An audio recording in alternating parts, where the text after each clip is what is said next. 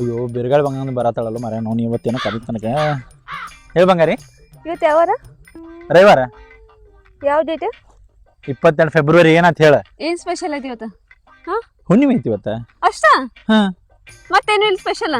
ಕೆಲ್ಸ ಟೆನ್ಷನ್ ಮಾಡ್ತೀನ ಬಂಗಾರಿ. ಏನಂತ ಹೇಳ? ವೈಫ್ ಬರ್ತಡೇ ನೆನಪಿರಂಗಿಲ್ಲ ಈಗ ಹೋಗ. ಏ ಬಂಗಾರಿ ನಿಂದ್ರು ಬರ್ತಡೇ ಮಾಡೋಣ ಬಾ.